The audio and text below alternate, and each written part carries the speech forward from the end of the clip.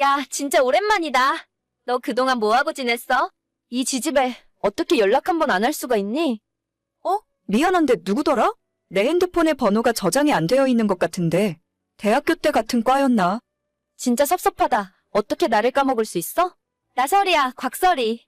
우리 고등학교 때 같은 반이었잖아. 아, 그 곽설이? 그래, 진짜 오랜만이다. 그동안 잘 지냈고. 그럼 나야 잘 지냈지. 너는 어떻게 지냈어? 결혼은 했고? 난 작년 가을에 결혼해서 지금 한참 신혼이야. 근데 정말 의외다. 너한테 연락이 올 줄은 몰랐어. 우리가 고등학교 2학년 때 같은 반이었나? 1학년 때 같은 반이었나? 난 너랑 친하다고 생각했는데 너는 아닌가 봐. 뭔가 아쉽네. 벌써 나를 다 잊어버린 거야? 우리가 2학년 때 같은 반이었지. 내가 너를 어떻게 잊어버리겠어? 너가 반장까지 했었잖아. 그렇지. 내가 반장을 했었지. 그건 그렇고. 사실 나 얼마 안 있으면 결혼하잖아.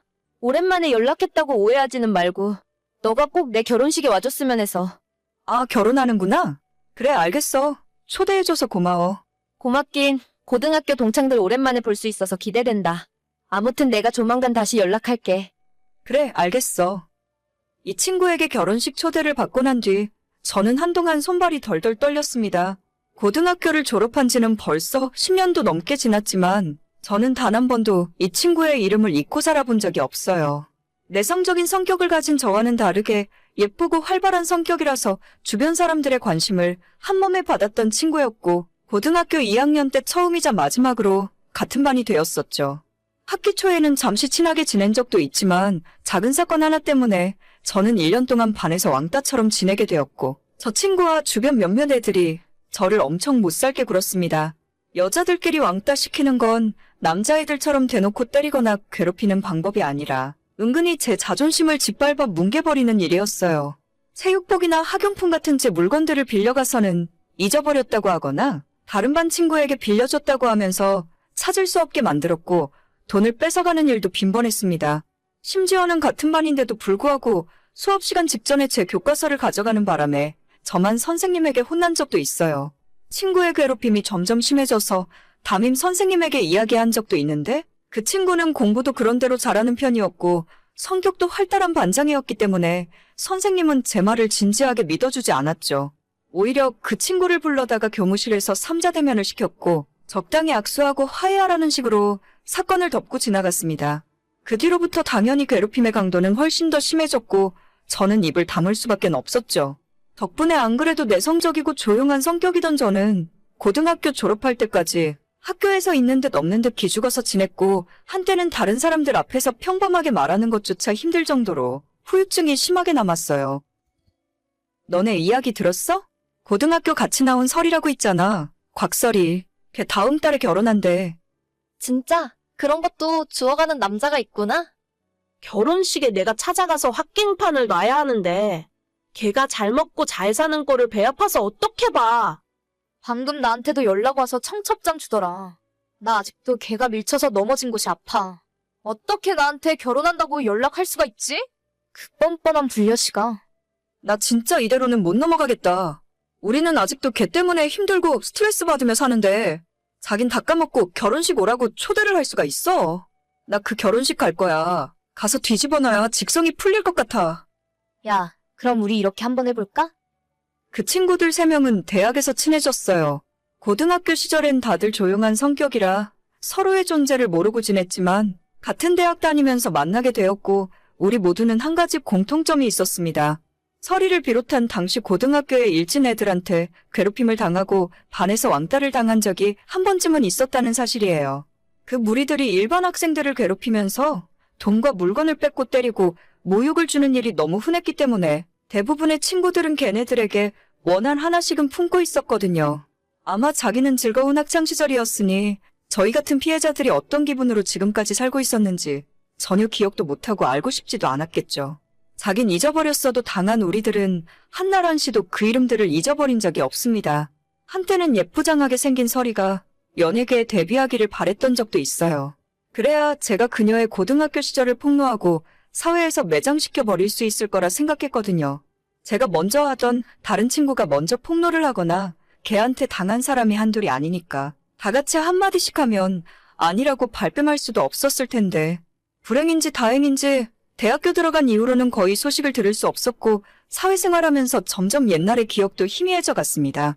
하지만 문득문득 그때 끔찍했던 시간들이 떠오르는 날에는 하루 종일 기분도 안 좋고 나를 상처 입혔던 사람들에게 복수하고 싶다는 생각을 자주 하기도 했어요. 언젠가 살면서 한 번은 마주치겠지. 그때는 내가 통쾌하게 되갚아주겠다는 상상을 하곤 했었는데 이런 식으로 먼저 연락이 올 줄은 꿈에도 몰랐습니다. 나 이제 다음 주면 결혼식이야. 너가 꼭 와줄 거지? 요즘 다들 바쁜지 생각보다 올 수 있는 사람이 없네? 물론 가야지. 우리가 어떤 사이인데. 나 말고도 고등학교 때 너랑 같은 반이었던 친구들이 더 있는데. 그 친구들도 다 같이 갈 거야. 진짜 정말 잘 됐다. 안 그래도 사람 많이 안 올 것 같아서 걱정이었거든. 예약을 300명 잡아놨는데 다들 이런저런 핑계대면서 못 온다 하더라고. 니들이라도 와준다니까 다행이다. 역시 동창만한 친구들이 없다니깐. 거기 밥 맛있는 데니까 꼭 다 같이 와서 밥 먹고 가. 알았지? 그래. 나 일부러 주말에 시간도 빼놨어. 우리 반 반장 결혼식인데 없는 시간도 만들어서 가야지. 고마워. 그날 꼭 와서 사진도 같이 찍자. 10년 만에 보는데 얼굴 안 까먹었지? 그래. 다음 주에 보자. 그렇게 저는 친구들과 함께 넷이서 서리의 결혼식이 열리는 예식장으로 찾아갔습니다. 신부 대기실에서 한껏 드레스를 차려입은 서리와 함께 사진도 찍고 마음에도 없는 축하 인사를 전했어요. 서리는 우리들을 전혀 못 알아보는 눈치였지만 고등학교 때 동창이었다고 하니까 억지로 웃으면서 반갑게 맞이해주더라고요. 오죽 찾아올 사람이 없었으면 우리한테까지 연락을 했을까 싶었지만 일단 오늘은 하객으로 축하해주러 온 거라 다들 덕담을 주고 받았습니다. 멀끔하게 잘생긴 신랑 얼굴도 보고 식이 끝나고 친구들 올라와서 사진 찍으라고 할 때 저희 넷이 다 같이 올라가서 사진도 같이 찍었어요. 피로 현장에서 밥까지 야무지게 먹고 나름대로 즐거운 하루를 보냈습니다. 딱 한 가지 저희가 계획했던 복수는 전날부터 미리 준비해간 축의금 봉투를 동창인 서리에게 준 것이 아니라 신랑 쪽으로 제출했습니다. 그 안에는 저희가 주는 축의금 5만 원과 며칠 전부터 정성 들여 쓴 편지가 들어있었죠. 반드시 신랑 혹은 신랑 측 부모님에게 전달해달라는 메모를 적어두었고 그 효과가 나타났는지 하루 만에 다시 친구에게서 연락이 오더라고요. 야, 너희들 진짜 미쳤어? 너네 내 결혼식에 뭐하러 온 거야? 너가 청첩장을 보냈으니까 갔지. 왜? 내가 준 축의금의 액수가 적었니? 너 어떻게 나한테 그럴 수가 있어? 우리 친구 아니었어? 친구, 우리가 한 번도 친구였던 적이 있나? 너가 나한테 뺏어간 돈만 30만 원은 되겠다. 혹시 축의금이 모자라면 내가 고등학교 때 미리 줬다고 생각해. 내가 너한테 돈 좀 빌린 것 때문에 이러는 거야?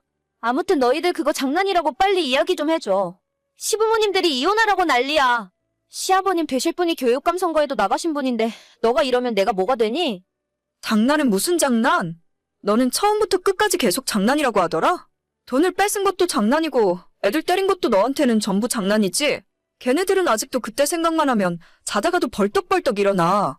마음 같아서는 결혼식장에서 깽판 치고 싶었는데 어르신들 봐서 참은 거야. 앞으로는 우리가 연락할 일 없을 거고 인생 착하게 살아라. 저희 네 사람이 신랑 측에 전달한 축의금 봉투 안에는 고등학교 시절 서리가 저희에게 했던 수많은 악행들이 빼곡하게 적혀 있었습니다. 혹시나 믿지 않을까봐 같은 학교를 나왔다는 졸업증명서까지 출력해서 넣었고 우리가 어떻게 폭행을 당했고 얼마나 많은 금품을 갈취당했는지 기억나는 대로 상세하게 적었어요. 모범생인 척 뒤로 호박씩 가면서 술과 담배를 하고 옆 학교 남자애들 만나서 놀던 이야기까지. 서리는 기억하지도 못할 과거의 모든 사실들을 다 고발하는 내용의 편지였죠. 친구들 중 한 명이 옛날 이메일을 뒤져서 그 시절을 증명할 수 있는 사진들을 찾아냈고 그 사진들까지 다 출력해서 편지에 넣었습니다. 저희는 전혀 모르고 있었지만 신랑 측 부모 두 분 모두 교육자 출신 집안이었고 그 편지를 받아보시고는 집안 망신이라며 당장 결혼은 없던 일로 하자고 호통을 치셨다네요. 교육감 선거에 또 나가실 생각인 것 같은데 집안에 학교폭력 전과가 있는 며느리가 들어오면 참 볼만하겠구나 싶더라고요. 결국 제 친구는 신혼여행 비행기도 타보지 못하고 이혼하게 되었습니다. 정확하게 이야기하자면 혼인신고조차도 하지 못했으니 파혼이라 하는 게 맞는 말이겠죠? 그 뒤로도 몇 번 더 서리에게 연락이 왔었지만 전부 답장하지 않았어요. 결혼식에 갔던 친구들 모두 그녀를 차단했고 앞으로 어떤 연락도 받을 생각이 없습니다. 아무리 그래도 10년 전 일로 파혼까지 시킨 건 너무한 거 아니냐고 하실 수도 있는데 저희는 지난 10년 동안 발 뻗고 편하게 살지 못했어요. 같은 반 친구를 때리고 괴롭혔던 그 친구는 지금까지 아무 죄책감 없이 편하게 살다가 본인이 했던 행동을 다 잊어버리고 뻔뻔하게 연락했다는 게 너무 화가 납니다. 차라리 청첩장을 주기 전에 본인 잘못을 뉘우치고 진심으로 미안하다는 연락을 먼저 했더라면 지난 과거를 다 용서해 줄 수는 없더라도 결혼은 축하해 줄 수 있었을 거예요. 하지만 뻔뻔하게 웃으며 우린 친했잖아. 같은 소리를 어떻게 할 수 있는지 모르겠어요. 죄를 지었으면 벌을 받아야 하고 10년이 아니라 20년이 지난 상황이더라도 저는 절대 그 이름 석자를 잊지 않고 있었을 거예요. 아직도 TV에 뉴스를 보다가 중학생, 고등학생 친구들 사이에 서로 괴롭히고 차마 입에 담을 수조차 없는 나쁜 짓을 저지르는 친구들을 보면 제 학창시절이 떠오르면서 괴로워요. 그런 사람들은 모두 언젠간 반드시 벌을 받았으면 좋겠고 피해자가 괴로워하고 가해자가 행복하게 잘 사는 일이 없었으면 좋겠어요. 전 제가 저지른 일에 전혀 후회 없고 똑같은 상황이 주어진다고 해도 한 번 더 복수할 거예요. 기억해. 내가 평생 너 지켜보고 있을 거야. 오늘의 사연은 여기까지입니다. 구독과 좋아요, 알림 설정은 많은 힘이 됩니다. 다들 행복하시고 좋은 하루 되세요.